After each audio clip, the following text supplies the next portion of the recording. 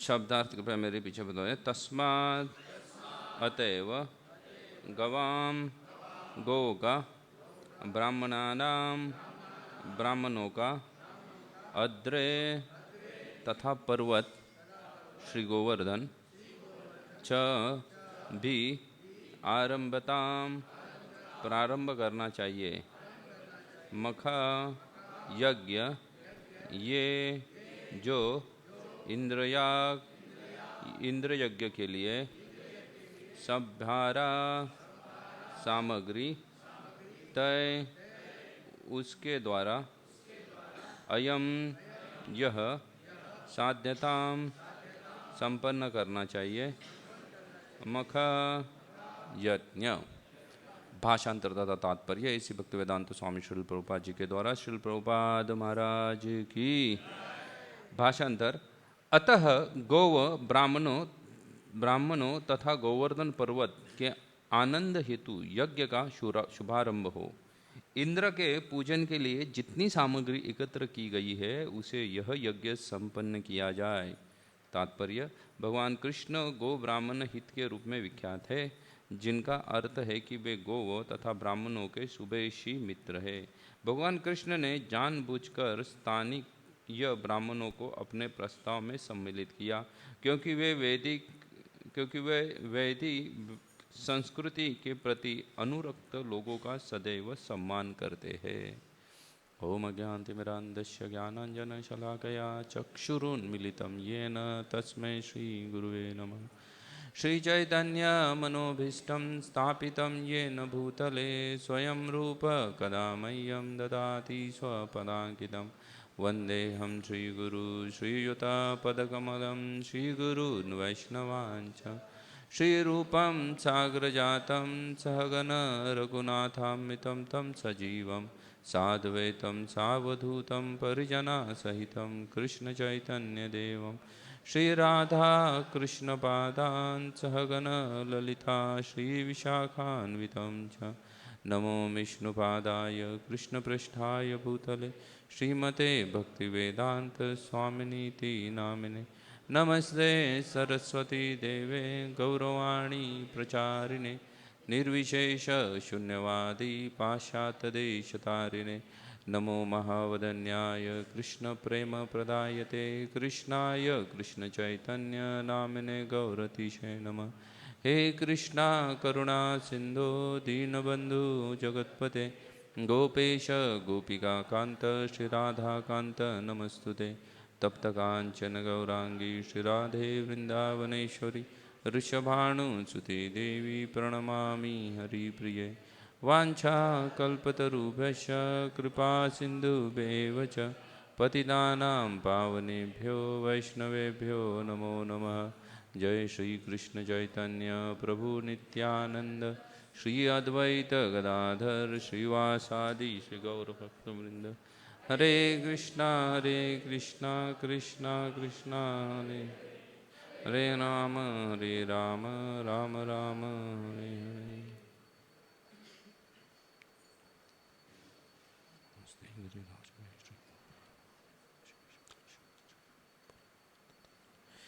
हरे कृष्णा। तो आप सभी लोगों का मैं पुनश्च श्री श्री राधा मदन मोहन जी के प्रांगण में आज के प्रातःकालीन श्रीमद् भागवत कक्षा में हार्दिक स्वागत करता हूँ।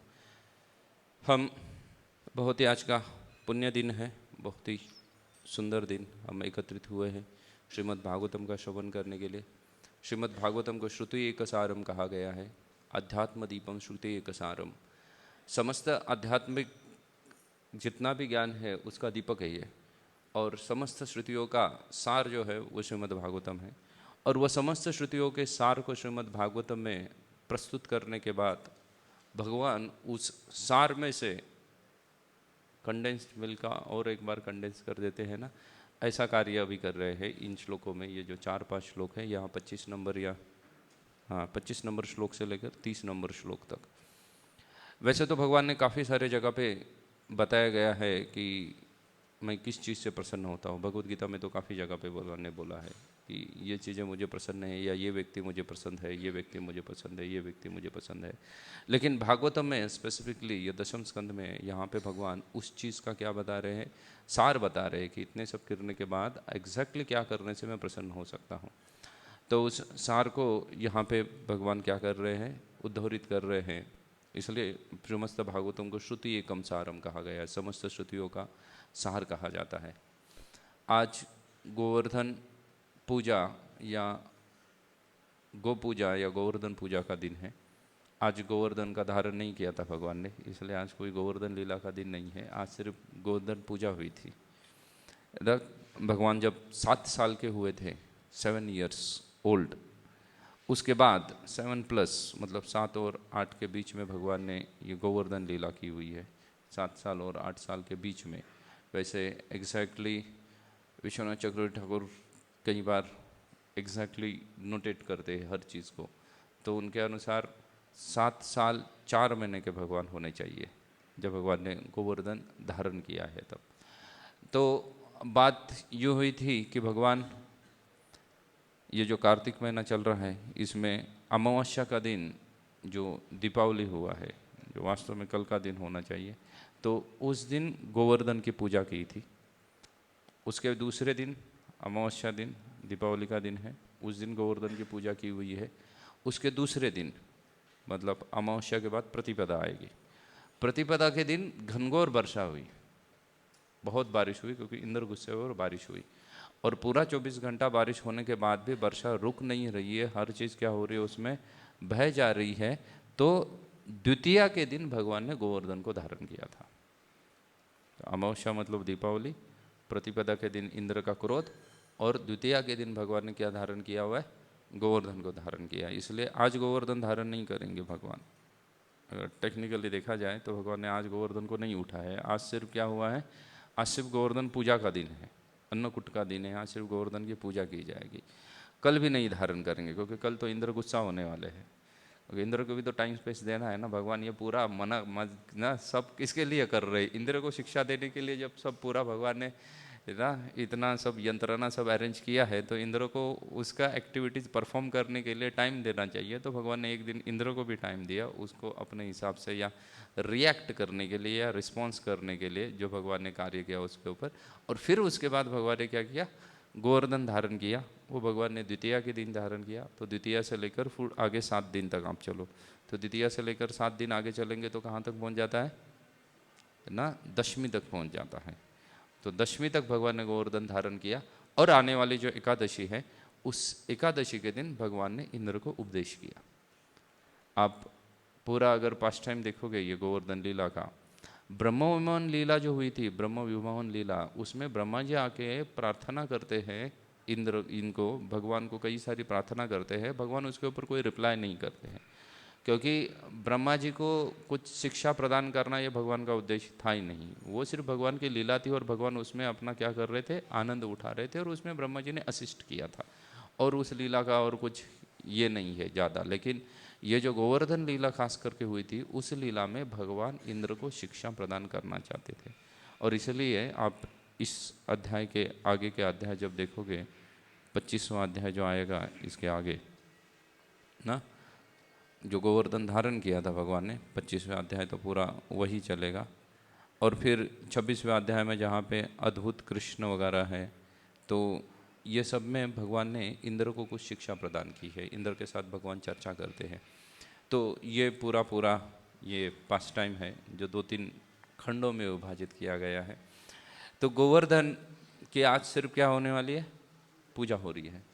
तो भगवान ब्राह्मण पत्नियों को मिलने के बाद, आप लोगों ने सुना होगा, ब्राह्मण पत्नियां जो है उनसे भगवान क्या स्वीकार करते हैं, भोग स्वीकार करते हैं। ब्राह्मणों का अहंकार भगवान क्या करते हैं, नष्ट कर देते हैं। और वहाँ से जब भगवान लौट के अपने घर चले आते हैं, तो घर चले आने के बाद भगवान और बलराम जी देखते हैं कि यहाँ पे कुछ तो क्या चल रहा है, बहुत बड़ा उत्सव चल रहा है। बहुत सारी तैयारियाँ चल रही है, कई सारे व्यंजन बनाए जा रहे हैं। तो भगवान यहाँ पे बोल रहे हैं ना इंद्रयाग, इंद्र के यज्ञ के लिए जितना भी सारी चीज़ें हैं, सामग्री, इंद्रयाग संबराहा सामग्री, तो बहुत सारा सामग्री एकत्रित की जा रही है। तो ये सब किस लिए किया जा रहा है? तो भगवान ये सब देख के अचंभित हो जाते हैं, ये सब किस लिए हो रहा है। और ये सब होना है जो कार्य, उसको देखने के बाद भगवान तुरंत चर्चा करने लगते हैं अपने पिता नंद बाबा के साथ। इसके पूर्ववर्ती श्लोकों में यही लिखा हुआ है कि वो नंद बाबा के साथ चर्चा करने लगते हैं। अभी वो नंद बाबा के साथ चर्चा करने के पहले आपको कुछ चीज़ों को हमें समझना पड़ेगा। हमारा जीवन और भगवान का जीवन काल, ये दोनों अलग अलग है।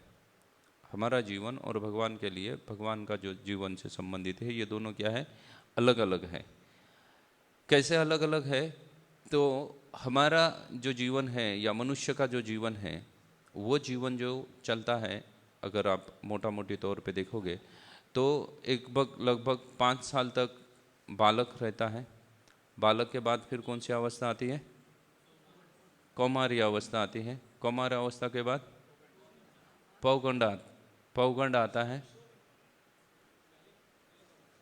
पहले पौगंड आएगा और उसके बाद क्या आएगी? किशोर अवस्था आएगी। तो हमारे लिए ये हर अवस्था के लिए एक 5-5 साल का गैप है। 5 साल के बाद आगे बढ़ता है, आगे बढ़ता है, और व्यक्ति युवा बनते बनते उसके 16-17 साल बीत जाते हैं, या 15 साल के बाद भी उसको युवा अवस्था में कंसिडर कर सकते हैं। 15 साल के बाद 16 साल, 17 साल। अब इंडियन गवर्नमेंट का कुछ भरोसा नहीं है, क्योंकि उनके हर वक्त नया एक्ट आता है और बदलते रहते हैं उनके युवा के डेफिनेशंस। पहले कुछ अलग डेफिनेशन थे युवा के, अभी युवा की डेफिनेशन उन्होंने सीधा 21 साल डाल दी। कुछ सालों पहले वो 85 के पहले 18 साल तक थी, तो 18 साल का व्यक्ति का विवाह कर सकते थे, उसके बाद 21 साल कर दिया है। हो सकता है आने वाले दिनों में 25 साल भी कर दें, डिस्कशन चल रहा है उसके ऊपर, तो उनका बदलता रहता है। लेकिन भगवान के लिए यही अवस्था 3-3 साल में चलती है। हमारा 5-6 साल का जो गैप चलता है ना, वही भगवान के लिए कैसे चलता है? 3-3 साल का चलता है। तो ये 3-3 साल की अवस्था चलने की वजह से 7वें वर्ष में भगवान जब थे, तब भगवान युवा अवस्था को प्राप्त हो चुके थे। तो भगवान कैसे थे? युवा अवस्था को क्या हो चुके थे? प्राप्त हो चुके थे। या दूसरी ओर से देखेंगे तो भगवान पौगंड अवस्था को प्राप्त हो चुके थे। इसलिए प्रायः आप देखोगे कि जो भगवान के और गोपियों के लीलाओं के जो फोटो पोर्ट्रेट किए जाते हैं ना, उसमें भगवान बालक नहीं है। भगवान कैसे है? युवा है। और गोपियाँ भी कैसे है? युवतियाँ है। तो वो पोर्ट्रेट क्यों ऐसा किया है? क्योंकि भगवान का, ये बलदेव विद्याभूषण इसके ऊपर बोलते हैं कि भगवान के लिए ये हर अवस्था जो है वो 2.5 से 3 साल में खत्म होती है, उनके जीवन की एक अवस्था। फिर चाहे वो बाल्यावस्था हो, किशोर अवस्था हो, पौगंड अवस्था हो, ये सब क्या है?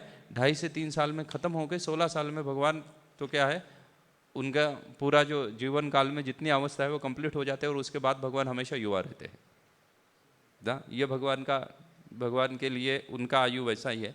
और भगवान का ये जो नियम है, ये नियम वास्तव में आध्यात्मिक लोगों के लिए अप्लाई होता है। इसलिए भगवान के साथ जितने लोग आए थे, भगवान के साथ जीव गोस्वामी और बलदेव विद्या मिशन को अगर देख के चलोगे तो उनका कहना है कि उतने ही लोगों के ऊपर ये रूल अप्लाइड था जो लोग भगवान के साथ आए थे। भगवान के साथ भगवत इच्छा से आए हुए थे, उतने ही लोगों के लिए अप्लाई था। अन्य सभी के लिए उस समय में भी, द्वापर युग में भी, ये अवस्थाएं या ऐसा कोई भी रूल अप्लाइड नहीं था। सिर्फ किसके लिए अप्लाइड था? वो सिर्फ भगवत धाम से आए हुए लोगों के लिए, जिन्होंने भगवान का संग प्राप्त किया था। तो इसलिए 2 लोग उसमें थे, जो सीधा सीधा कृष्ण के साथ आए हैं, जो कृष्ण के परिकर हैं, जो सीधा सीधा गोलोक धाम से यहाँ पे अवतरित हुए हैं, चाहे वो नंद बाबा हो, यशोदा हो, राधा रानी हो, या अन्य सखिया हो, या अन्य गोपबाल हो, वो भगवत धाम से आए हुए हैं। और उन लोगों के लिए जो त्रेता युग में भगवान रामचंद्र का संग प्राप्त कर चुके थे। तो भगवान रामचंद्र का संग प्राप्त करना, it's not different than as good as in Bhagwat Dham. वो भगवत धाम में होने के बराबर ही है, क्योंकि भगवत धाम मतलब आप भगवान के संग में हो, फिर चाहे भगवत धाम में हो या भौतिक संसार में हो, दोनों में क्या होता है, कोई ज़्यादा डिफरेंस नहीं है।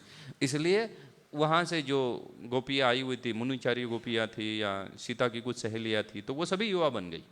उनके लिए भी यही रूल अप्लाइड होगा, क्योंकि वो भगवान की इच्छा से वहाँ पे प्रकट हुए हैं। और अन्य जितने भी सारे अपने कर्म के हिसाब से प्रकट हुए हैं, उनके लिए क्या है? उनके लिए इन जनरल लॉ है। इसलिए आप एक तरफ देखो कृष्ण 7 साल में युवा बन गए हैं, और दूसरी तरफ पांडव देखो, पांडवों का क्या है?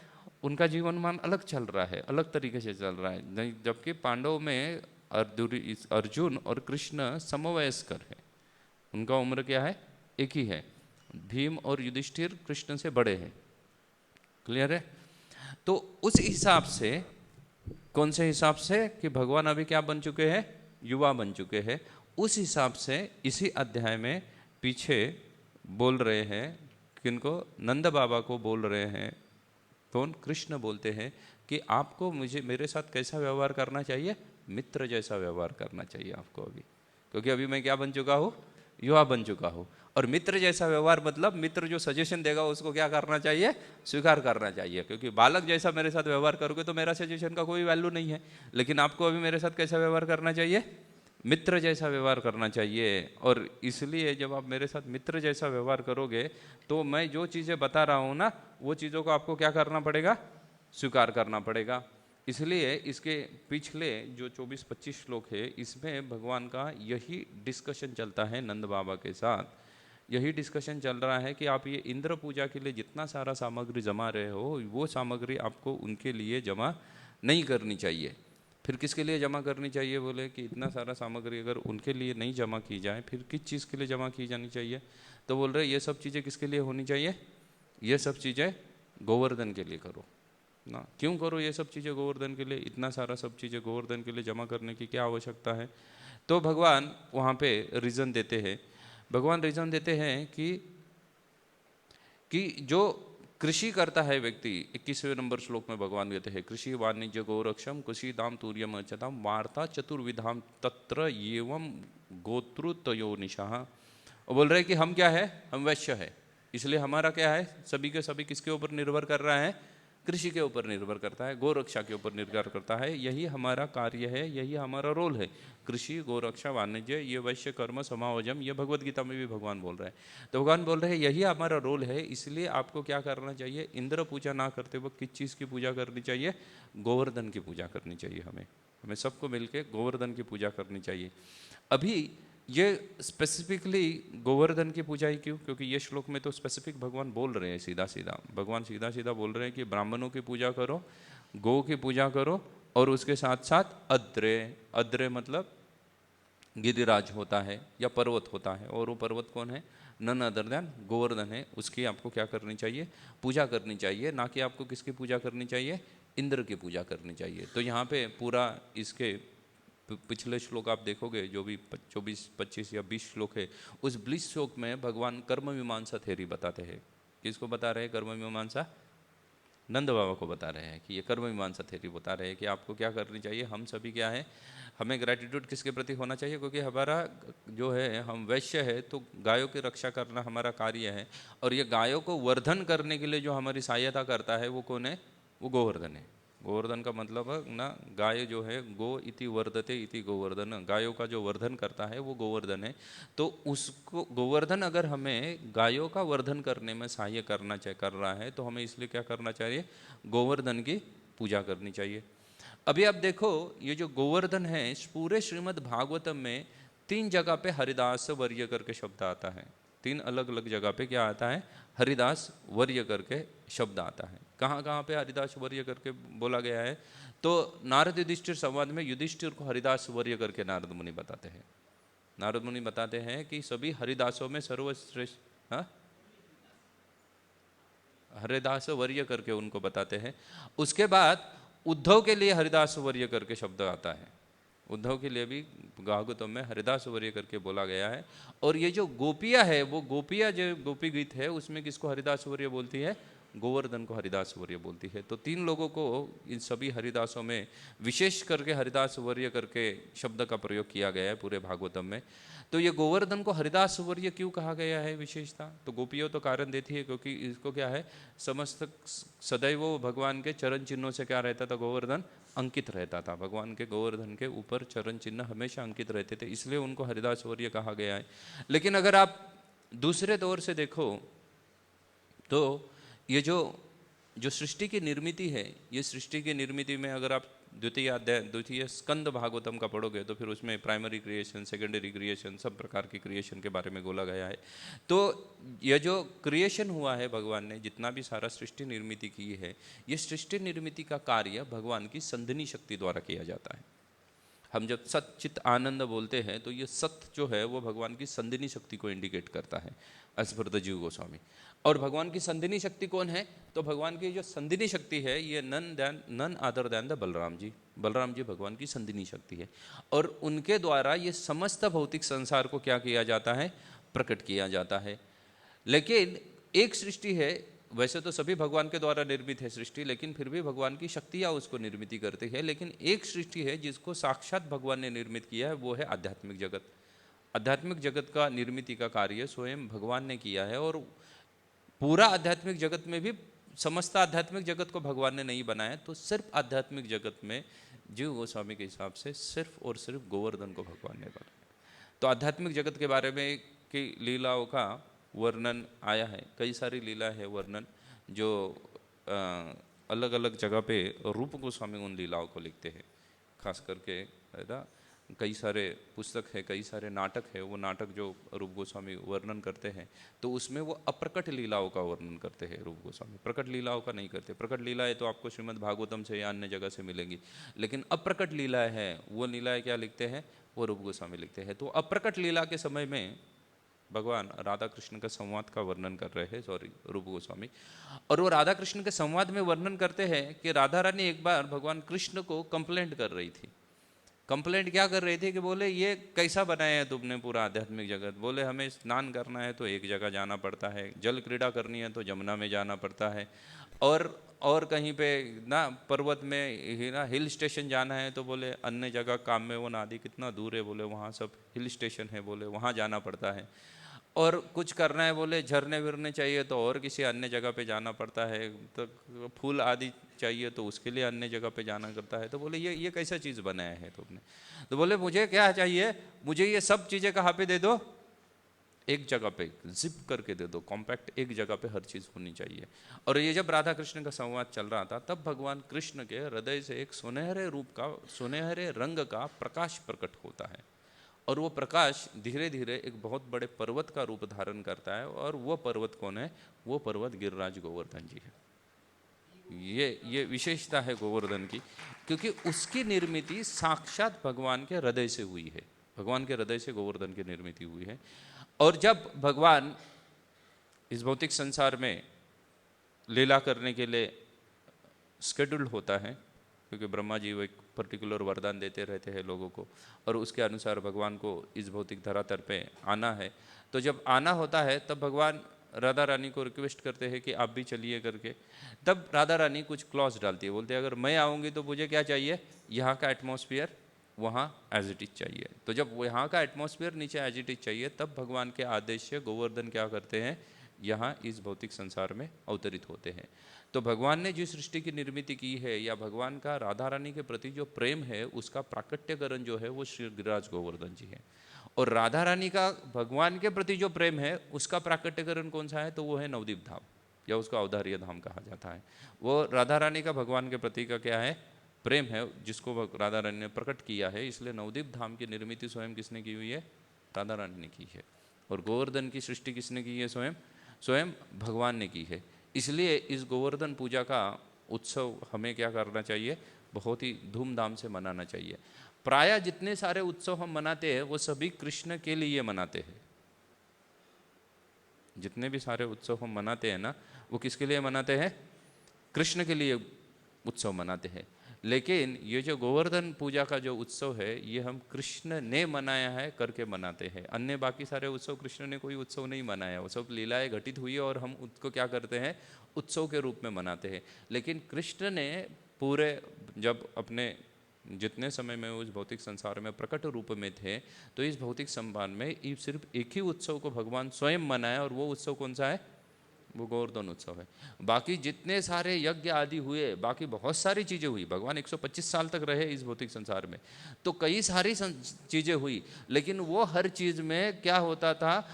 अधिष्ठाता करके, इस वो यज्ञ का हो या उस उत्सव का हो, अधिष्ठाता करके किसको स्थापित किया जाता था? सम्मान प्रदान किया जाता था? भगवान को किया जाता था। ऑब्वियसली, क्योंकि भगवान साक्षात स्वयं है तो भगवान को ही दिया जाएगा। लेकिन ये उत्सव है, इसमें अधिष्ठाता करके भगवान का कोई रोल है क्या? कोई रोल नहीं है इसमें। इस उत्सव पे उत्सव मूर्ति या अधिष्ठाता किसको बनाया गया है? गोवर्धन को बनाया। तो ये गोवर्धन का प्राकट्य है, इसलिए गोवर्धन विशेष है। अन्य और किसी पुराणों से अगर आप देखोगे तो भगवान की लीला में सहभाग लेने के लिए ब्रजमंडल में ब्रह्मा, विष्णु और शिव जी प्रकट हुए हैं, तीनों प्रकट होते हैं। तो ब्रह्मा जी प्रकट होते हैं कहाँ पे? जो बरसाना में है ना, दानगढ़, मानगढ़, विलासगढ़, भानुगढ़, ये ब्रह्मा जी के 4 सर हैं, वहाँ पे ब्रह्मा जी प्रकट होते हैं। शिव जी प्रकट कहाँ पे होते हैं? नंदीश्वर पर्वत करके, जो पर्वत कहाँ पे स्थित है? नंदगांव में स्थित है। नंदगांव उसी के ऊपर पड़ा बसा हुआ है। और भगवान स्वयं प्रकट होते हैं, वो किस रूप में प्रकट होते हैं? गोवर्धन के रूप में, क्योंकि विष्णु कृष्ण कोई समान ना भेद नहीं है, तो स्वयं विष्णु प्रकट होते हैं गोवर्धन के रूप में। तो ये गोवर्धन जब इस भौतिक संसार में प्रकट होता है तो वो द्रोणगिरी के पुत्र के रूप में प्रकट होते हैं। वहाँ पुत्र के रूप में प्रकट होने के बाद एक समय की बात है, पुलस्त्य ऋषि द्रोणगिरी के घर पे चले जाते हैं। इस भौतिक संसार में जितने भी सारे पर्वत आदि है, इनका एक प्रीडोमिनेटिंग डेटी है, इसका एक अधिष्ठाता क्या होता है? इंचार्ज होता है। तो जैसे अगर किसी को भारत को सम्मान करना है, पूरे देश का सम्मान करना है, तो इम्पॉसिबल है ना, तो वो किसको सम्मान करेंगे? है ना, मोदी जी को सम्मान करेंगे। तो प्राइम मिनिस्टर को सम्मान करना मतलब किसका सम्मान के बराबर है? समस्त भारत देश, जो अभी का जो भारत कंट्री है, उसका सम्मान करने के बराबर है। तो वो क्या है? वो प्रीडोमिनेटिंग पर्सनैलिटीज़ है अभी हमारे देश की। वैसे ही पर्वत, नदियाँ आदि हर चीज़ का एक देवता या एक व्यक्ति क्या होता था? वो रिस्पॉन्सिबिलिटी होता था, अधिष्ठान किया रहता था, उसको उसकी जिम्मेदारी दिया गई थी। इसलिए भारतवर्ष में आप देखिएगा, हर नदी को माता के समान या पर्वत को, तो हर पर्वत नदी उसकी एक देवता या एक व्यक्ति को जिम्मेदारी दी हुई है। वैसे ही द्रोणगिरी जो है, अभी ये द्रोणगिरी कहाँ पे है? अभी ये द्रोणगिरी जितना भी सारा हमारा नोन, जितना सारा ज्योग्राफी है ना, उसमें नोन नहीं है ये द्रोणगिरी कहाँ पे है। लेकिन ये द्रोणगिरी था ना, या है, लेकिन अननोन है। जैसे पांडव हिमालय में गए थे और वो जिस जगहों पे गए थे वो जगह अभी नहीं है। तो अब महाभारत में देखो कई सारे प्रसंग आते हैं जिसमें ना कहीं से हिमालय से एक फूल आता है, और वो फूल को ढूंढने के लिए, वैसे फूल का बगीचा ढूंढने के लिए भी कौन करते हैं? भीमसेन जी चले जाते हैं, और वो ढूंढते ढूंढते कहाँ पहुँच जाते हैं? यक्ष की नगरी में पहुँच जाते हैं। अगर हम हिमालय के ऊपर चढ़ते पहुँच जाएंगे तो हम चाइना में पहुँच जाएंगे, और कहाँ नहीं पहुँच सकते, लेकिन वो यक्ष की नगरी में पहुँच जाते हैं। तो बहुत सारी चीज़ें हैं जो हायर डायमेंशन में है, और हमारे क्या है, समझ के या हमारे एक्सेस के क्या है, परे हो चुकी है। तो वैसे ही ये जो द्रोणगिरी है, उनके पुत्र के रूप में गोवर्धन जी प्रकट होते हैं। और जब गोवर्धन जी प्रकट होते हैं इनके पुत्र के रूप में, तब एक समय की बात है, पुलस्त्य ऋषि द्रोणगिरी के घर पे जाते हैं और कुछ दिन तक वहाँ पे वास करते हैं। और उनकी सेवा में द्रोणगिरी किनको लगाते हैं? अपने पुत्र गोवर्धन को लगाते हैं। गोवर्धन उनकी सेवा पूजा में लगे रहते हैं। कुछ दिन रहने के बाद जब पुलस्त्य ऋषि निकलते हैं, तब वो द्रोणगिरी को बोलते हैं कि मुझे आपसे कुछ दान चाहिए। द्रोणगिरी बोलते ठीक है, कुछ भी मांगो।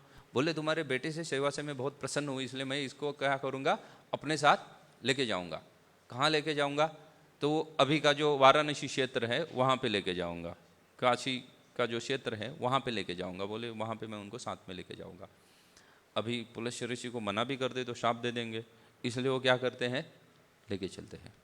पुलस्त्य ऋषि के साथ जब द्रोणगिरी चल रहे थे तो बीच में से जाते वक्त, उस वक्त ब्रज गिरता है आकाश मार्ग से। और द्रोणगिरी ने पहले से ही सोच रखा था कि मैं किस लिए प्रकट हुआ हूँ, इस ब्रज में आने के लिए प्रकट हुआ हूँ। और ये कहाँ लेके जाने वाले हैं? मुझे काशी लेके जाने वाले हैं। इसलिए वो क्या करते हैं, वो अपना भार बढ़ाते हैं। और भगवान की लीला से उस वक्त संध्या का समय होता है, तो कश्यप मुनि, पुलस्त्य मुनि जो है, वो उनको वहाँ पे रुक के अपनी संध्या वंदन आदि के लिए जाते हैं। संध्या वंदन करने के बाद जो फिर से उसको उठाने का प्रयास करते हैं, तो वो क्या हो जाता है, बहुत ही भारी भरकम हो जाता है, वो उठता नहीं है। और जब वो उठता नहीं है तो किसको गुस्सा आता है? तो पुलस्त्य ऋषि को बहुत गुस्सा आता है, और उनको शाप दे देते हैं कि आप क्या करोगे, एक तिल की भांति हर दिन घटते जाओगे। तो ये तब से लीला चल रही है, द्रोणगिरी तिल के भांति घट रहा है। तो आप तिल का हिसाब से भी कैलकुलेशन करोगे ना, तो कृष्ण ने जब गोवर्धन को उठाया होगा, तब लगभग अभी जो गोवर्धन है उससे ग्राउंड सरफेस से, समुद्र के तल से नहीं, ग्राउंड लेवल से गोवर्धन लगभग 2.5 किलोमीटर क्या होना चाहिए था, ऊंचा होना चाहिए था।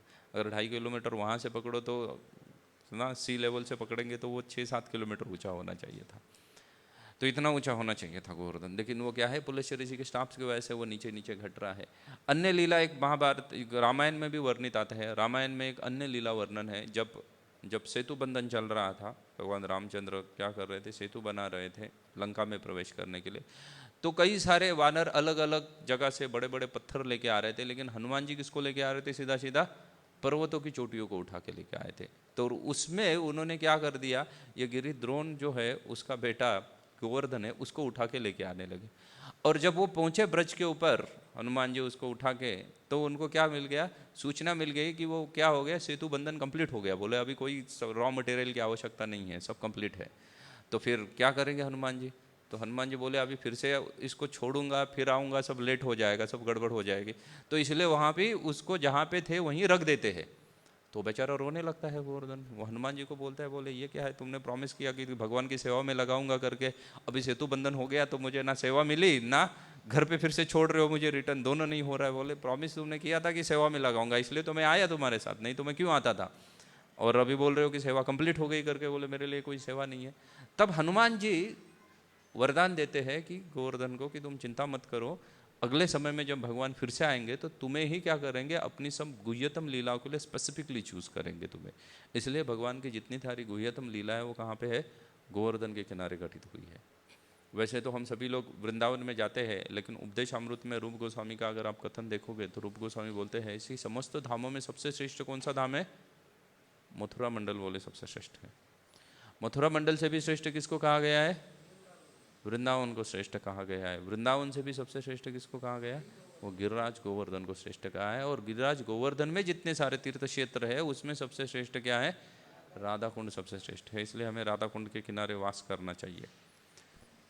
तो ऐसा गिरिराज गोवर्धन है जो यहाँ पे प्रकट होते हैं। तो भगवान कह रहे हैं अपने माता पिताओं को कि आपको क्या करना चाहिए, खास करके गोवर्धन की क्या करनी चाहिए, पूजा करनी चाहिए। और ऐसे गोवर्धन की आज के दिन भगवान ने क्या की है, पूजा की है। और इन सबको कन्विंस किया नंद बाबा को कि आपको क्या करना चाहिए, गोवर्धन की पूजा करनी चाहिए। कैसे पूजा करो गोवर्धन की, तो उसका विधि भी बताते हैं भगवान। 26वें श्लोक से देखो, भगवान विधि बता रहे हैं गोवर्धन की पूजा करने का। बोले क्या करो तुम गोवर्धन की पूजा करने के लिए, बोले खीर से लेकर तरकारी के शोरवे तक के विविध पकवान तैयार किए जाए।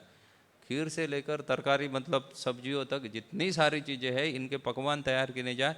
अनेक प्रकार के बढ़िया बढ़िया पापड़ तल लिए जाए या केक के लिए केस लिए जाए, तथा दूध के जितने भी पदार्थ बन सकते हैं उन सबको बना के यज्ञ में क्या किया जाए, भोग लगाया जाए। इसको एकत्रित करके इसका भोग लगाना चाहिए। और क्या करना चाहिए, बोले पटु ब्राह्मण द्वारा वैदिक मंत्रों को क्या करना चाहिए, पढ़ना चाहिए। यज्ञ के आदि का ठीक से आह्वान करना चाहिए। इसके बाद भगवान बता रहे हैं ये सब होने के बाद पुरोहित को क्या करना चाहिए, उत्तम भोजन खिलाओ और उनको उत्तम गौवें क्या करो, भेंट दे दो। भगवान नंद बाबा को कह रहे हैं कि गोवर्धन की पूजा विधि क्या होनी चाहिए, तो बोले ना यज्ञ होना चाहिए, उसमें कई सारे पकवान भगवान को भोग लगने चाहिए। और यज्ञ में भोग लगने के बाद जो इतने भी सारे ब्राह्मण आदि आए हैं उनको गो और अनक विविध भेंट वस्तु उनको क्या करो, दान में दे दो। ये करने के बाद भगवान बोल रहे कुत्ते तथा चांडाल जैसे पतित आत्माओं को भी भोजन खिलाओ ना। कुत्ता और चांडाल जो कुत्ते का मांस ग्रहण करता है उनको भी क्या करो, आप भोजन ग्रहण करो। और उसके बाद किसको भोजन करो, तो बोले उसके बाद गौ को घास दो और उनका भी क्या करो, उनको भी भोजन दे दो। गौ को किस भोजन की क्लियरली बोल रहे हैं भगवान यहाँ पे, घास खिलाने के बोल रहे हैं। हम एक दिन गौ को क्या करते हैं, रोटी खिलाने का प्रयास करते हैं ना। टेक्निकली रोटी उनका रेगुलर फूड नहीं है तो गाय का पेट खराब हो सकता है रोटी खाने से, इसलिए गाय को क्या खिलाना चाहिए, घास खिलानी चाहिए। ये भागवतम कह रहा है और भागवतम में ये श्लोक स्वयं भगवान कह रहे हैं।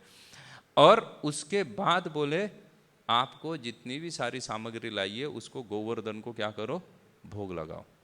और ये सब गोवर्धन को भोग लगाने के बाद क्या करो, तो उसके आगे की भी बोल रहे हैं। बोले ये सब गोवर्धन को भोग लगाने के बाद आप सभी लोग खुद को सुंदर वस्त्रों और आभूषणों से क्या करो, सुसज्जित करो।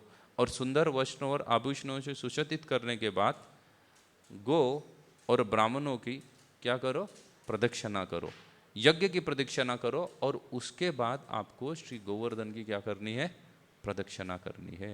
तो क्लियर भगवान बोल रहे हैं कि आपको क्या करना चाहिए, गोवर्धन की प्रदक्षिणा करनी चाहिए। क्या बोले, तीन चीजें बोली, गाय की प्रदक्षिणा करने के लिए बोला, ब्राह्मण की प्रदक्षिणा करने के लिए बोला, और क्या बोला है, गोवर्धन की प्रदक्षिणा करने के लिए। सो लगताम भूंगता वाम सो निब्लिता सुवासनाम प्रदक्षिणाम चम कुरुतम गो विप्रन पर्वतान प्रदक्षिणातम करुतम गो विप्रन पर्वताम, गाय की प्रदक्षिणा करो, ब्राह्मण की प्रदक्षिणा करो और पर्वत की गोवर्धन की प्रदक्षिणा करो। और ये बोलने के बाद भगवान बहुत ही सुंदर तरीके से नीचे बता रहे हैं, ये तन ममम मतम तातम क्रियायाम यदि रोचतम अयम ग्रो ब्राह्मणांद्रीना महम च दायित्यो मखः। 30वां श्लोक भगवान देखो बहुत ही महत्वपूर्ण चीज बोल रहे हैं। बोल रहे हैं ये पिताश्री, यह मेरा विचार है और यदि आपको अच्छा लगे तो आप इसे जरूर कीजिएगा। ऐसा यज्ञ गौवो ब्राह्मण तथा गोवर्धन पर्वत को एवं मुझको भी अत्यंत प्रिय है। बोले ये जो ऐसा यज्ञ मतलब कौन सा यज्ञ? ये प्रदक्षिणा करना और इनकी पूजा करना, गौ की पूजा करना, ब्राह्मणों की पूजा करना, गोवर्धन की पूजा करना, गायों को प्रदक्षिणा करना, ब्राह्मणों को प्रदक्षिणा करना और श्री ना गोवर्धन को, गिरिराज गोवर्धन को प्रदक्षिणा करना। भगवान बोल रहे ये मुझे क्या है? अत्यंत प्रिय है। ये भगवान अपना फाइनल इंस्ट्रक्शन किसको सुना रहे? नंद बाबा को सुना रहे, बराबर है। अभी भगवत गीता में जितना सारे जगह पे भगवान ने मुझे ये प्रिय है, वो प्रिय है, ये करो, ये सब प्रिय है, ये किसको सुना रहे हैं भगवान? अर्जुन को सुना रहे हैं। लेकिन अगर आप पूरा भगवत गीता को टॉप टू बॉटम अच्छे से पढ़ेंगे तो पता चल जाता है कि ये भगवत गीता वास्तव में किसके लिए बोली गई है? जो भक्त नहीं है उसके लिए मेजॉरिटी सेक्शन भगवत गीता का बोला है। तो जहाँ जहाँ पे भगवान ने बोला है कि मुझे ये प्रिय है, वो प्रिय है, ये कार्य करो, वो कार्य करो, ये सब किसके लिए बोला है? अभक्त के लिए बोला है। जितना भी सारा कार्य करने के लिए बोला है भगवान ने, वो किसके लिए बोला गया है? अभक्त के लिए बोला गया है। लेकिन यहाँ पे ये 3 कार्य किसके लिए बोल रहे, किसको करने के लिए बोल रहे भगवान? डायरेक्ट नंद बाबा को बोल रहे हैं कि ये 3 कार्य मुझे ज़्यादा प्रिय है। कौन से 3 कार्य प्रिय है? बोले ब्राह्मण की सेवा करना, उसकी प्रदक्षिणा करना, गौ की सेवा करना, उसकी प्रदक्षिणा करना, और किसकी प्रदक्षिणा करना? गोवर्धन की, गिरिराज गोवर्धन की प्रदक्षिणा करना, उनको पूजा करना। ये कार्य मुझे अत्यंत प्रिय है। भगवान क्लियरली बोल रहे हैं ना, अहम च यदि यदि तो मकहा, बोल रहे ये मुझे अत्यंत प्रिय है। ये 3 चीज़ें मुझे अत्यंत प्रिय है। इसलिए हम, और इसलिए भगवान ने स्वयं क्या करके दिखाए? सिर्फ प्रिय है करके बोले नहीं, भगवान ने स्वयं गोवर्धन की पूजा की, गोवर्धन की प्रदक्षिणा की है। जो पहले गोवर्धन की प्रदक्षिणा की वो स्वयं भगवान है। सभी ब्रजवासियों को लेके भगवान ने किसकी प्रदक्षिणा की है? गोवर्धन की प्रदक्षिणा की है। तो इसलिए ये जो आज का गोवर्धन पूजा का उत्सव है, इसको हम ही सभी वैष्णवों को मनाना चाहिए। और किस तरीके से मनाना चाहिए? जैसे भगवान ने बताया गया है ना। ब्राह्मणों की पूजा करनी चाहिए, गौ की पूजा करनी चाहिए, और उसके बाद क्या करना चाहिए? गोवर्धन की परिक्रमा करनी चाहिए। अभी नहीं है गोवर्धन तो छोटे मात्रा में गोवर्धन का कोई ना, गोवर्धन शिला आदि की प्रदक्षिणा हम कर सकते हैं। हमारे मंदिर में तो गोवर्धन शिला वैसे ही रखी हुई है। तो आप जब भी भगवान की प्रदक्षिणा कर रहे हो तो आप इनडायरेक्टली किसकी प्रदक्षिणा कर रहे हो? गोवर्धन की प्रदक्षिणा आपकी हो रही है, क्योंकि हमारे अल्टर में भी क्या है? गोवर्धन स्थापित है, गोवर्धन शिलाएँ स्थापित है। तो इसलिए आपको जब भी कभी ऐसा बोला जाता है कि आपको ब्रज में पूरा 84 कोष में ब्रज में कई सारी लीलाएं, भगवान की घटनाएं घटित हुई है, लेकिन ब्रज में जाने के बाद कोई भी लीला स्थली आपको जाने के लिए समय ना मिले या मिले, लेकिन ब्रज में जाने के बाद जो सबसे प्रथम चीज़ करनी चाहिए वो कौन सी चीज़ करनी चाहिए? गोवर्धन परिक्रमा करनी चाहिए, जिसको हम प्रायः सबसे आखिरी में रख देते हैं, क्योंकि सोचते हैं कि लोग एक बार गोवर्धन परिक्रमा करने के बाद और कहाँ जाने के क्या नहीं रहते हैं, पात्र नहीं रहते हैं, इसलिए उसको सबसे आखिरी में करो। लेकिन भागवतम के अनुसार देखो तो सबसे प्रथम चीज़ क्या करनी चाहिए? ब्रज में पहुँचते ही गोवर्धन की परिक्रमा करनी चाहिए। और कोई चीज़ जगह पे जाओ या ना जाओ उससे कुछ फर्क नहीं पड़ता है, लेकिन अगर आप गोवर्धन परिक्रमा किए बिना अन्य किसी भी स्थान पे चले जाओ तो वो भगवान को प्रसन्न नहीं करने वाला है। भगवान स्वयं इस बात को बता रहे हैं कि मुझे अगर प्रसन्न करना है तो क्या करना पड़ेगा? गोवर्धन की ही परिक्रमा करनी पड़ेगी, अन्य कोई परिक्रमा करके नहीं जमेगा। तो भगवान के कथन के अनुसार सभी जा रहे जितने भी ब्रजवासी है वो क्या करते हैं? भगवान उनको कन्विंस करते हैं और सभी ब्रजवासी आज के दिन क्या करेंगे? गोवर्धन की परिक्रमा करेंगे, गोवर्धन पूजा करेंगे, गोवर्धन की परिक्रमा करेंगे। आज अगर आप ब्रज में जाओगे तो हजारों की संख्या में लोग क्या करते हैं? गोवर्धन की परिक्रमा करेंगे, गो पूजा करेंगे, गोवर्धन पूजा करेंगे, अन्नकूट बनाएंगे और उसके साथ साथ गोवर्धन की परिक्रमा करेंगे। और फिर कल क्या हो जाएगा? प्रथमा का दिन। भागवतम के अनुसार तो प्रथमा होना चाहिए, वैसे तो आज प्रथमा है, कल द्वितीय आ जाएगा, लेकिन भागवतम के अनुसार प्रथमा के दिन क्या हो गया था? इंद्र को गुस्सा आया था। अभी इंद्र को गुस्सा भगवान दिलाना चाहते थे स्पेसिफिकली। इंद्र को गुस्सा भगवान क्या करना चाहते थे? स्पेसिफिकली दिलाना चाहते थे। क्यों दिलाना चाहते थे इंद्र को गुस्सा? क्योंकि जितने भी सारे देवता है उनका एक अपना कर्तव्य है, और कभी कभी वो कर्तव्य करने के चक्कर में वो क्या कर जाते हैं, वो भूल जाते हैं। किस चीज़ को भूल जाते हैं? वो अपने दायित्व को भूल के वो अपने आप को भगवान मान बैठते हैं। ऐसा होता है कभी कभी, अगर हम कोई दायित्व जो दिया हुआ है ना, उस दायित्व को हम भूल जाते हैं, और वो क्या होता है, वो दायित्व और अपने को एक ही मान के बैठते हैं। बल्कि हमारा दायित्व और हम क्या है, भिन्न नहीं, भिन्न है, अभिन्न नहीं है। हमारा दायित्व और हम भिन्न है।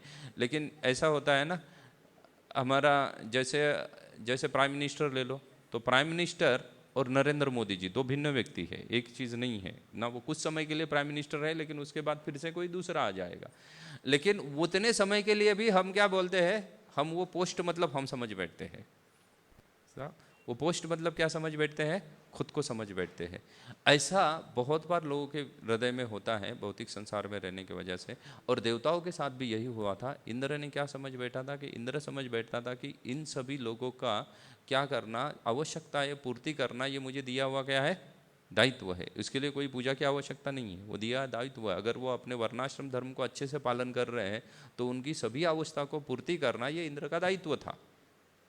क्योंकि सभी ब्रजवासी वर्णाश्रम धर्म का तो पालन कर ही रहे थे, भगवान की भक्ति भी कर रहे, तो इंद्र का दायित्व था। लेकिन फिर भी इंद्र क्या कर रहा था, वो अपने दायित्व को भूल के वो अपने आप को भगवान समझ बैठा था। इसलिए वो सभी क्या कर रहा था कि वो दायित्व निभाने के लिए पूजा लाभ चाहिए था, उसको पूजा लाभ प्रतिष्ठा आदि चाहिए था ना। अब देखिएगा, हम भक्त के जीवन में भी ऐसा बहुत बार होता है कि कोई चीज़ हमारे पास अगर आ जाती है, चाहे वो किसी भी प्रकार की क्यों ना हो, खास करके जब अनर्थों का वर्णन आता है तो कुछ अनर्थ होते हैं जो भक्ति से उन्मूलित होते हैं, उनको भक्ति उन्मूलित अनर्थ कहा जाता है।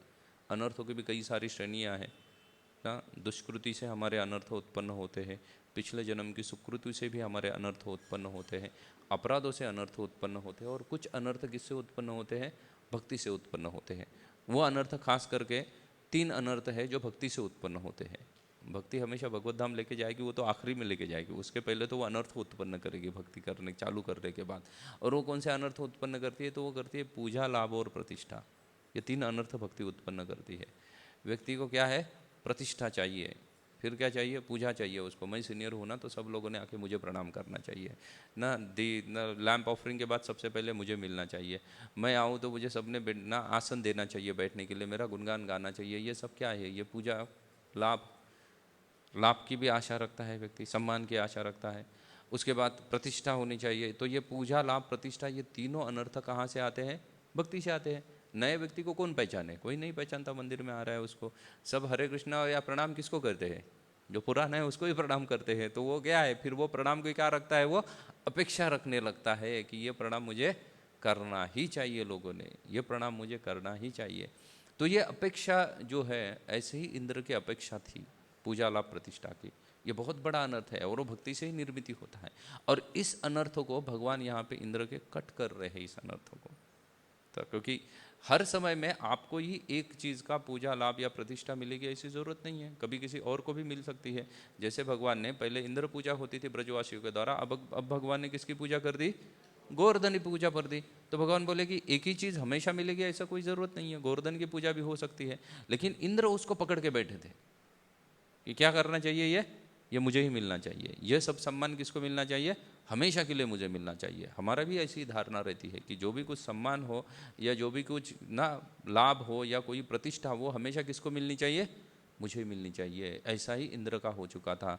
ऐसा कहा जाता है, प्रभुपाद जी इस परपट में लिखते हैं आगे के श्लोक में, जब इंद्र जब प्रार्थना करने आता है तब प्रभुपाद जी लिखते हैं, प्रभुपाद जी क्लियरली लिखते हैं वहाँ पे, that in the material world people doesn't like change. कोई भी बदलाव है ना, हम बहुत ही आसानी से स्वीकार नहीं करते हैं। कोई भी बदलाव भी क्यों ना हो, उसको आसानी से स्वीकार नहीं करते। हम सब के सब किसके साथ है, जो चलता आ रहा है उसी के साथ आसक्त बन जाते हैं, बदलाव को स्वीकार नहीं करते हैं। आप देखेंगे जैसे इंद्र यहाँ पे बदलाव भगवान ने लाया, इंद्र की पूजा की जगह किसको कर दिया, गोवर्धन की पूजा कर दी। तो इंद्र को खुश रहना चाहिए था ना, भाई इतने सालों से तो तेरी ही पूजा चल रही थी, एक समय तेरी नहीं हुई थी, गुस्सा होने की इसमें बात क्या है। लेकिन इंद्र इस बात को स्वीकार नहीं कर पा रहे थे। अन्य आप देखिए, भगवान के जो शुद्ध भक्त होते हैं वो इस चीज़ को बहुत आसानी से स्वीकार करते हैं। कैसे आसानी से स्वीकार करते हैं, तो आप देखिएगा, जब इसका समय था, खास करके मैं बारंबार महाभारत रामायण से एक पास्ट टाइम को उद्धृत करता हूँ। जब सृष्टि की जब सेतु बंधन के पूर्व जब जाना था, वहाँ से समुद्र लांग के जाना था, तब वहाँ पे कौन कौन पहुँचे थे समुद्र लांघने के लिए? हनुमान जी थे वहाँ पे और जाम्बवन थे, बराबर है, अन्य भी कई सारे थे। जब जाम्बवन का जन्म हुआ था तो जाम्बवन के जन्म के समय में, जाम्बवन का जन्म सतयुग में हुआ था, उसके बाद किसने अवतार धारण किया था? भगवान ने त्रिविक्रम अवतार धारण किया था। भगवान बलि के कहाँ पे गए? भिक्षा मांगने के लिए पहुँचते। आज बलि दत्तराज की भी पूजा है और उनके घर जाके भगवान ने कौन सा रूप धारण किया? त्रिविक्रम रूप धारण किया। इतना बड़ा वो भगवान का अकराल विकराल स्वरूप था जिसमें 2 पग में ही भगवान ने समस्त ब्रह्मांड को क्या कर दिया था? नाप दिया। तो फिर आप सोचो भगवान कितने बड़े होंगे। तो महाभारत में, सॉरी, रामायण में लिखा गया है, वहाँ पे कहते हैं जाम्बवन जी किसको कह रहे हैं? हनुमान को कह रहे हैं कि मेरी जवानी में जब त्रिविक्रम रूप भगवान ने धारण किया था तो मैंने एक ही छलांग में उस त्रिविक्रम को 3 बार प्रदक्षिणा लगाई थी। आप सोचो वो त्रिविक्रम रूप जिसमें भगवान ने एक पग में समस्त सृष्टि को नाप लिया, तो ये जाम्बवन ने क्या किया था? उनको एक ही छलांग लगा के क्या कर दिया था? 3 बार प्रदक्षिणा करके फिर से पृथ्वी पर प्रकट आ गए थे वो। लेकिन अभी बोल रहे क्या? मैं बूढ़ा हो गया हूँ, अभी मैं क्या नहीं कर सकता हूँ? ये 100 योजन लांग के नहीं जा सकता हूँ, इसलिए क्या करो, तुम जाओ यहाँ से लंका लांग के। अच्छा, अगर जाम्बवन बूढ़े हो गए हैं तो ये त्रेता युग का समय है। त्रेता युग खत्म होने के बाद फिर द्वापर युग आता है। द्वापर युग में आते आते जाम्बवन को क्या होती है? एक कन्या प्राप्त होती है जिसका नाम क्या है? जाम्बवती। जिसका विवाह जाम्बवन किसके साथ करना चाहते थे? भगवान के साथ करना चाहते थे। जाम्बवन को पता था कि भगवान आने वाले द्वापर युग में, और मेरी कन्या में विवाह में किसको प्रदान करूंगा? भगवान को ही प्रदान करूंगा। क्योंकि बोले अभी मेरे पास कन्या है, लेकिन ये भगवान रामचंद्र तो ठान के बैठे हैं कि मैं एक ही विवाह करूंगा करके, अन्य दूसरा विवाह नहीं करूंगा। तो बोले ठीक है, आप अगले समय आओगे तब मैं मेरी कन्या आपको दे दूंगा। और उस विवाह के पहले सामंतक मणि की आप देखो पूरे जो घटनाएं घटित हुई है, तो सामंतक मणि की घटना में भगवान का और जाम्बवन का क्या होता है? फाइटिंग होता है। और कितने समय तक भगवान जाम्बवन के साथ फाइट कर रहे हैं? 27 डेज, 27 दिन तक जाम्बवन फाइट करे भगवान के साथ। जो जाम्बवन हनुमान को बोल रहे क्या मैं बूढ़ा हो गया हूँ, और अगर वो बूढ़े त्रेता युग में बूढ़े हैं तो फिर द्वापर युग में भगवान के साथ 27 दिन तक कैसे का फाइट कर सकते हैं? मतलब वो द्वापर त्रेता युग में बूढ़े थे क्या? राम के समय में वो बूढ़े नहीं थे, लेकिन फिर भी जो भगवान के भक्त रहते हैं वो इस पूजा लाभ प्रतिष्ठा से क्या रहते हैं? परे रहते हैं। नहीं तो वो स्वयं बोलते थे ना, क्योंकि जो भी सीता को खोज के लेके आएगा उसी को पूजा लाभ प्रतिष्ठा प्राप्त होने वाली है। भगवान का विशेष कृपा किसको प्राप्त होने वाला है? जो सीता को इन्फॉर्मेशन पहले लेके आएगा। और जाम्बवन के लिए वो कठिन था क्या? नहीं कठिन था। जाम्बवन के लिए तो आसान था, वो खुद स्वयं जा सकते थे। जो त्रिविक्रम भगवान का अवतार को अगर 3 प्रदक्षिणा कर सकता है तो उसके लिए 100 योजन समुद्र लांग के जाना कोई बड़ी बात नहीं है, वो जा सकते थे। लेकिन वो उस चीज़ से आसक्त रहे? नहीं आसक्त रहे। उन्होंने क्या कर दिया? हैंड ओवर कर दिया। बोले अभी मेरा समय नहीं है, ये पूजा लाभ प्रतिष्ठा किसको प्राप्त हो जाए, कोई दूसरा प्राप्त करे, अभी मुझे ये सब चीज़ों में क्या नहीं है, उतना इंटरेस्ट नहीं रहा है। और किसको प्रदान करते वो सभी पूजा लाभ प्रतिष्ठा? मैन ऑफ द वार जो है वो रामायण का किसको बना देते हैं? हनुमान जी को बना देते हैं। वही मैन ऑफ द वार है पूरे। और वही हनुमान जी जब संबंध आता है किस वार का? जब कुरुक्षेत्र युद्ध का जब संबंध आता है, तो आप कुरुक्षेत्र में देखिएगा जब हनुमान जी से मदद मांगने जाते हैं अर्जुन, कि बोलते हैं आप क्या करो, हमारे द्वारा या हमारे ओर से युद्ध में क्या करो, आप सहभाग ले लो करके। तो हनुमान जी सहभाग लेते हैं युद्ध में? नहीं लेते हैं। हनुमान जी सहभाग लेते थे युद्ध में तो 18 दिन तो पहले युद्ध नहीं चलता था ना, क्योंकि पूरे कुरुक्षेत्र में या वहाँ पे जितने भी सारे योद्धा थे उसमें से कोई भी योद्धा हनुमान के बराबर का शक्तिशाली नहीं था। कोई भी योद्धा हनुमान के बराबर शक्तिशाली नहीं है ना। यहाँ तक कि भगवान का सुदर्शन चक्र भी हनुमान के बराबर शक्तिशाली नहीं है। तो फिर बाकी योद्धाओं की तो क्या बात है? कोई योद्धा भगवान के समान, हनुमान के समान शक्तिशाली नहीं था। तो वो भगवान बहुत ही आसानी से हनुमान क्या करते थे? युद्ध का रिजल्ट लेके आते थे। पहले ही दिन वो युद्ध को क्या करते थे? खत्म कर देते थे। लेकिन हनुमान जी ने, और कर देते थे तो किसका नाम होता था? हनुमान का नाम होता था। लेकिन हनुमान जी उस पूजा लाभ प्रतिष्ठा के पीछे नहीं पड़े। उन्होंने किसको कर दिया? उन्होंने अर्जुन को बोल दिया ये तुम्हारा समय है, अभी तुम फाइट करो, तुम्हें मोटिवेशन मैं दे दूंगा ना, मैं तुम्हारे साथ रहूंगा, मैं मोटिवेट करूंगा। और बोले जब भीम जब दहाड़ेंगे ना युद्ध भूमि में, तब मैं मेरी आवाज़ क्या करूंगा? उनके आवाज़ में मिला दूंगा। इसलिए आप देखो जब भीम चिल्लाते थे तो हाथी बेहोश हो जाते थे। हाथी को बेहोश करना इतना आसान चीज़ नहीं है, वो भी चिल्ला के बेहोश करना। तो वो भीमसेन की जो आवाज़ में किसकी आवाज़ मिली हुई थी? हनुमान जी की आवाज़ मिली हुई थी उनके आवाज़ में। तो हनुमान जी उस पूजा लाभ प्रतिष्ठा को स्वीकार नहीं करते, बल्कि उसको क्या करते हैं? त्याग देते हैं। समय समय के अनुसार जैसे जैसे जीवन में परिवर्तन आता है, उस परिवर्तन को, या भक्ति में जो परिवर्तन आता है उस परिवर्तन को भक्त को क्या करना चाहिए? जब भक्त के समाज में रहे तो उसको स्वीकार करना चाहिए। लेकिन इंद्र परिवर्तन के लिए तैयार है क्या? इंद्र परिवर्तन के लिए तैयार नहीं थे, बल्कि उनको क्या आ गया? बहुत गुस्सा आ गया। जैसे मंदिर में अगर किसी को कोई पोस्ट दी जाए ना और वो उसे छीन ली जाए तो वो कैसे करेगा? इंद्र जैसा बिहेवियर करेगा। हाँ ना, अच्छा है कि किसी के कंट्रोल में संवर्तक बादल नहीं है, नहीं तो वो संवर्तक यहाँ पे अवेलेबल करवा सकता है। यहीं संवर्तक बुला लेगा कि बोले बोला मेरा पोस्ट कैसे क्या छीन लिया गया, मैं सीनियर हूँ, मुझे सब सम्मान मिलना चाहिए, वो कैसे क्या दूसरों को प्रदान किया गया। इंद्र वही कर रहा है खाली, बाकी इंद्र का कोई प्रॉब्लम नहीं है, उसको एक ही प्रॉब्लम है कि मेरा सम्मान मुझे क्यों नहीं प्रदान किया गया। बाकी इंद्र की किसी के साथ रंजिश नहीं है, ना ही उसको ब्रजवासियों के साथ कोई दुश्मनी है, ना ही भगवान के साथ दुश्मनी है। इंद्र तो स्वयं, इसके आगे आप देखो 26वें अध्याय में इंद्र स्वयं बोलते हैं भगवान मैं सॉरी, मैं भूल गया हूँ करके। बोले जब आप प्रकट हुए तो मैं ही आया था ब्रह्मा जी के साथ प्रार्थना करने के लिए आपको। आप देखो ना, गर्भस्तुति है जहाँ पे देवता प्रार्थना करते हैं भगवान को, तो कौन गए थे वहाँ पे? इंद्र है, इंद्र उचहू करके है, इंद्र ने प्रार्थना की है भगवान को। लेकिन जैसे ही वही भगवान ने जब इंद्र को क्या कर दिया, हिला दिया ना, इंद्र की पोस्ट छीन ली, तो इंद्र क्या हो गए? उसी भगवान के ऊपर गुस्सा हो गए ना। मैंने प्राय देखे हैं, अगर गुरु किसी को हिला देता है ना उसके पोस्ट से, तो लोग गुरु से गुस्सा हो जाते हैं, गुरु से डिस्टेंस बना के रखते हैं, गुरु के नज़दीक नहीं आना चाहते। क्यों? क्योंकि गुरु ने मेरी खिरची छीन के क्या कर दिया है? किसी और को प्रदान कर दिया है, इसलिए मैं गुरु से गुस्सा हूँ। वो किसको फॉलो कर रहा है? वो इंद्र का फॉलोअर है, एकदम परफेक्ट फॉलोअर है इंद्र का ना। वही इंद्र दर्शा रहे हैं कि उनको चेंज एक्सेप्टेबल नहीं है। लेकिन हम भक्ति में हैं तो आप देखो, अन्य भक्त जो भगवान के शुद्ध भक्त है, अर्जुन, जाम्बवन और हनुमान जी, ये भगवान के क्या है? मिश्र भक्त नहीं है, ये क्या है? ये शुद्ध भक्त है। देवताओं को भगवान के क्या कहा जाता है? मिश्र भक्त कहा जाता है। लेकिन हनुमान जी, जाम्बवन, ये सभी भगवान के शुद्ध भक्त हैं। तो वो जब जब उनके जीवन में समय अनुसार जब क्या आया, परिवर्तन आया, तो उन्होंने क्या कर दिया? उसको स्वीकार कर दिया। युधिष्ठिर महाराज को जब पता चल गया कि कृष्ण नहीं है, तो उन्होंने परिवर्तन को स्वीकार कर दिया। उसके बाद वो कुर्सी को पकड़ के नहीं बैठे, उन्होंने नहीं सोचा यार अभी तो 35 ही साल हुए हैं, टेक्निकली पूरा कैलकुलेशन देखा जाए तो एक 35 साल का था वो, तो 35 ही साल हुए हैं मुझे पूरा राज्य मिला के, 24 साल तो मैं जंगल में रहा इस कुर्सी को या इस सिंहासन को प्राप्त करने के लिए, फिर इतना बड़ा युद्ध किया, करोड़ों लोग उसमें क्या कर दिए, मारे गए, तो कम से कम 100 साल तो मैं बैठा रहूँ सिंहासन पे। लेकिन उन्होंने क्या कर दिया? परिवर्तन को तुरंत स्वीकार कर दिया। अपने जीवन में परिवर्तन आया, उन्होंने क्या कर दिया? परीक्षित को क्या कर दिया? राज्य सिंहासन पे बिठा दिया, और वो स्वयं क्या कर दिए? चल गए। उन्होंने पूछा तक नहीं है। युधिष्ठिर महाराज इतने अनासक्त थे कि उन्होंने अपने भाइयों को भी पूछा नहीं कि आपको आना है नहीं आना है, मेरा ये प्लान है, क्या तुम मेरे प्लान में सहायता करोगे, मेरे साथ आओगे, कुछ पूछा नहीं है। उन्होंने क्या कर दिया? सीधा सीधा परीक्षित महाराज को राज्य सिंहासन पे बिठा के राज तिलक उनको करके वो क्या कर दिए? निकल गए वहां से। और निकलने के बाद ये बाकी लोग भी नहीं बैठे वहां पे, अर्जुन और भीम और नकुल सहदेव वो नहीं बैठे कि चलो भाई युधिष्ठिर ने छोड़ दिया तो हम राजा बन जाते हैं या अभी हमारा कंट्रोल रहेगा। वो भी क्या कर दिया? सब त्याग के उनके पीछे निकल गए। जीवन में जब जब परिवर्तन आया तो उन्होंने क्या कर दिया? उस परिवर्तन के अनुसार उसको स्वीकार करके अपनी भक्ति को क्या कर दिया? वैसे ही कंटिन्यू रखा। अगर हम ऐसा नहीं करते हैं, आप देखिए ना, इंद्र का सिर्फ ये प्रथम बार नहीं हुआ इंद्र के साथ।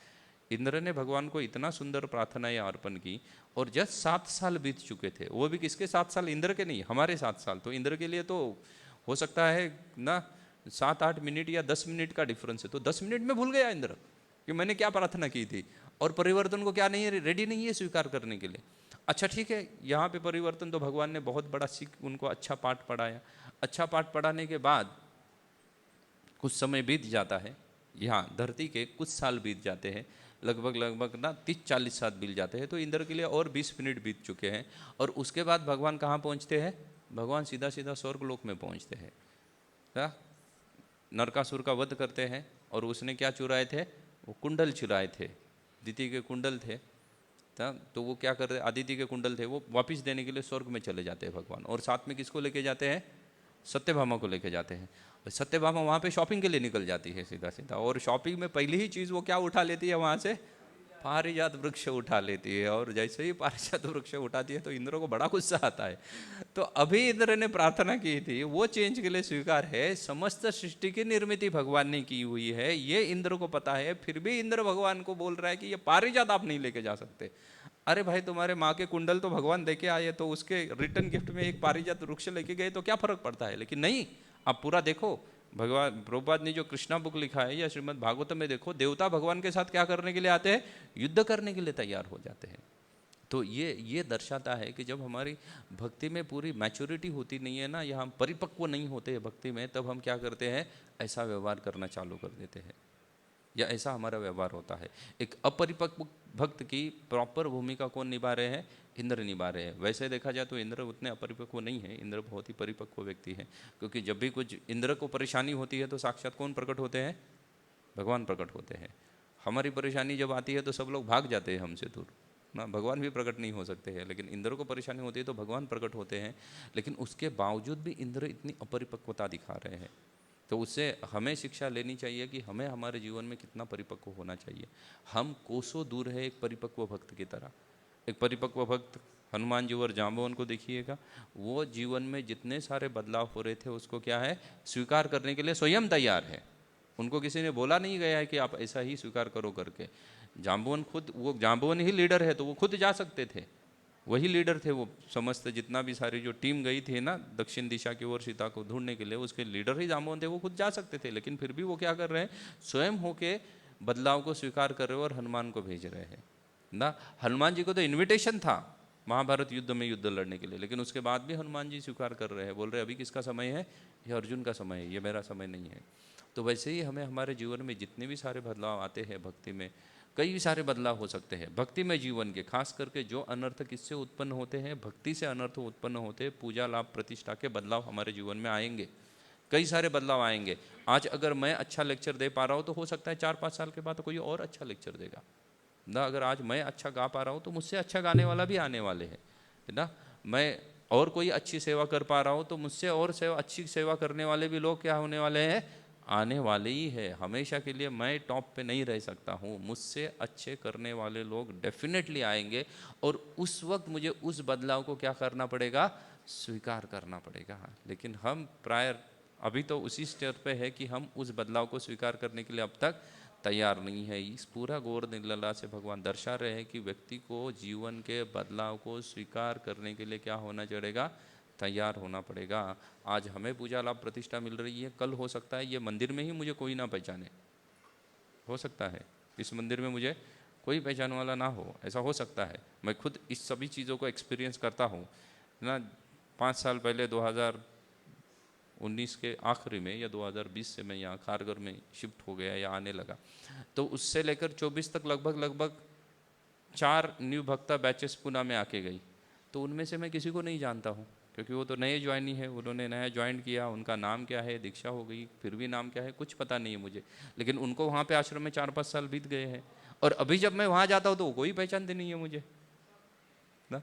मुझे कोई पहचानते नहीं है, क्योंकि वही मंदिर को अभी सुचारू रूप से चला रहे, तो मुझे कोई पहचानते नहीं है। तो मैं जाके उनके ऊपर गुस्सा नहीं कर सकता हूँ।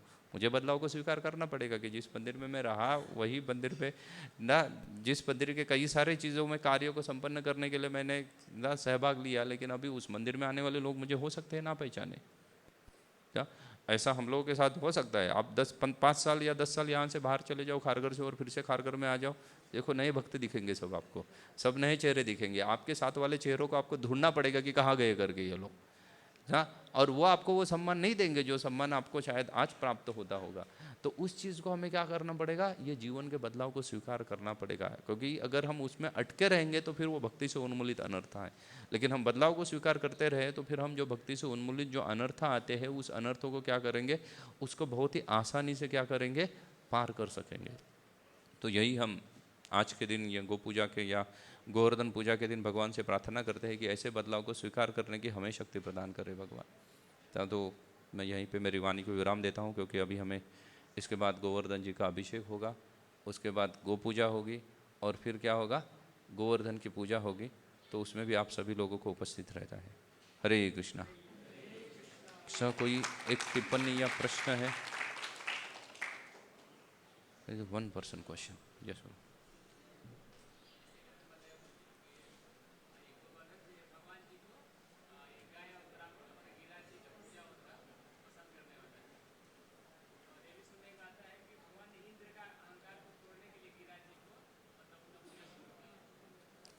इंद्र का अहंकार तोड़ने के लिए तो की है वो तो ठीक है, लेकिन भगवान को प्रसन्न तो ये 3 चीज़ें करती है ना। वो उसका और इसका क्या संबंध है? मतलब वो पूरा भगवान एक ही कार्य, भगवान जब कोई भी कार्य करते हैं तो उसमें कई सारे कारण हो सकते हैं वो कार्य को संपन्न करने के लिए। तो वो कार्य जो था वो इंद्र का अहंकार को तोड़ने के लिए था, लेकिन भगवान तो प्रसन्नता तो उनकी ये तीन चीज़ों से हो रही है। ये तो वो उपदेश दे रहे हैं कि इसको नंद बाबा को क्लियरली बता रहे हैं, अपने एक शुद्ध भक्त को भगवान बता रहे हैं कि मुझे प्रसन्न क्या कर सकता है। तो वो बता रहे हैं कि ब्राह्मण, गाय और गोवर्धन की पूजा मुझे प्रसन्न कर दी है करके। और कार्य जो है इंद्र का अहंकार तोड़ना, वो तो क्या हो सकता है? वो साइड बाल कार्य हो सकता है, सेकेंडरी रीज़न हो सकता है, या पर्पज हो सकता है भगवान का। लेकिन मूल कारण तो भगवान का यही है कि दिखाना कि भगवान को ज़्यादा क्या प्रिय है। और चूँकि भगवान स्वयं बता रहे हैं, स्वयं भगवान के बोले गए वो श्लोक है, जो 10.24.30 वाला जो श्लोक है वो स्वयं भगवान का बोला गया है। और उसमें भगवान स्वयं बोल रहे हैं कि मुझे ये तीन चीज़ें प्रसन्न करती है। और वो भी किसको बोल रहे हैं? किसी नए नॉन डिवोटी को नहीं बोल रहे। किसको बोल रही है? नंद बाबा को बोल रहे हैं, जो भक्तों में सर्वश्रेष्ठ है, जो भगवान के स्वयं पिता है, उनको बोल रहे हैं कि ये कार्य मुझे प्रसन्न करेंगे। ठीक है। ग्रंथराज श्रीमद् भागवत महापुराण की, श्रील प्रभुपाद की, श्री गुरुराज गोवर्धन महाराज की।